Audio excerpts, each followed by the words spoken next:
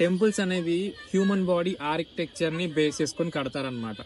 For example ఒక మనిషి ఇలా పడుకొని ఉన్నాడు. ఓకే, పడుకున్నప్పుడు కాళ్ళు ఉంటాయి, ఇట్లా లేచి ఉంటాయి కాళ్ళు, అది రాజగోపురం. అలా మధ్యకు వస్తే మనిషి అలా అలా మీరు ముందుకు వస్తే మనకేమంటారు, రీప్రొడక్టివ్ సిస్టమ్ ఏదైతే ఉంటుందో అది ధ్వజస్తంభం. ఆ ధ్వజస్తంభం నుంచే కదా టెంపుల్ అంతా ఎనర్జీ స్ప్రెడ్ అయ్యేది. అలానే మనకేమంటారు, ఎనర్జీ సోర్స్ అంటే క్రియేషన్కి కావాల్సిన ఎనర్జీ మనకి అక్కడ నుంచే ఉత్పత్తి అవుతుంది, మెయిల్ కైనా ఫీమేల్ కైనా. ఓకే, అలా మనం ముందుకెళ్తే మన బాడీ ఉంటుందా, ఇది వచ్చేసి మండపం అనమాట. అంటే గర్భగుడి కంటే ఏదైతే ముందు ఉంటుందో అది మండపం అవుతుంది. ఇది ఈ పార్ట్. సో అలా పైకి వెళ్ళామనుకో ఇది గర్భగుడి. ఓకే, గర్భగుడి అంటే ఏంది, ఎక్కడైతే మూల విరాట్ ఉంటాడో అది గర్భగుడి అనమాట. సో ఇక్కడ ఏంది, మనకి కాలు లేకపోయినా నడుస్తుంది, కానీ తల లేకపోతే నడవదు కదా. అలానే కొన్ని టెంపుల్స్కి రాజగోపురం ఉండదు అనమాట. రాజగోపురం తప్పించి ధ్వజస్తంభం ఉంటుంది, ఇంకా మిగతా అన్నీ ఉంటాయి అనమాట.